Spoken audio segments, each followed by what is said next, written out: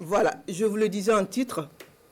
À l'instar des autres candidats du Burkina, ceux de la région des Hauts-Bassins sont à l'épreuve des examens de fin d'année scolaire. Ils sont plus de 38 000 candidats à l'assaut du BEPC, du BEP et du CAP session 2025. Le lancement officiel du démarrage de l'administration des épreuves s'est fait ce matin depuis l'enceinte d'un lycée privé de Bobo-Dioulasso. Le compte-rendu de l'activité de Bourema Kane, Siriki Milogo et Jérôme Tendano. Stressé, oui, mais confiant. C'est le sentiment de Soumpro Sanou quelques minutes avant d'aborder les premières épreuves du brevet d'études du premier cycle BPC. Notre candidat se fie à ce qu'il a appris durant les 9 mois de cours. Bon, j'étais un peu stressé le matin, mais maintenant je crois que ça va. Et je sais que s'il peut tarder, j'aurai mon examen. Pour cette session, la région des Hauts-Bassins enregistre un effectif cumulé de plus de 38 000 candidats au BEPC, BEP et CAP. Des candidats repartis dans 135 jurys et 123 centres secondaires.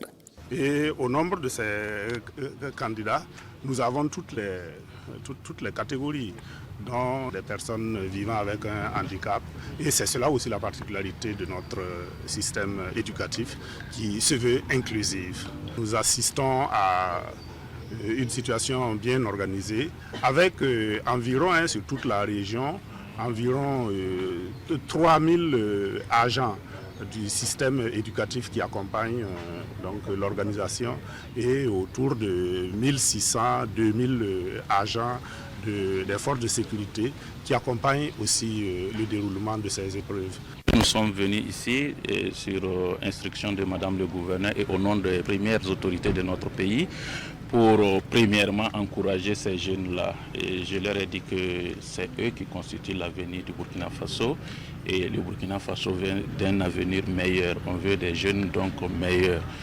On veut des gens qui ne trichent pas. On veut des gens qui travaillent à la loyale, qui réussissent aussi à la loyale. Donc des Burkinabés tout simplement des hommes intègres. C'est également l'occasion pour le directeur régional de l'enseignement supérieur, de la formation professionnelle et technique des Hauts-Bassins de faire le point sur le déroulement des examens. À ce stade, tout se passe bien, rassure-t-il, tout en donnant rendez-vous le 10 juin prochain pour la proclamation des premiers résultats.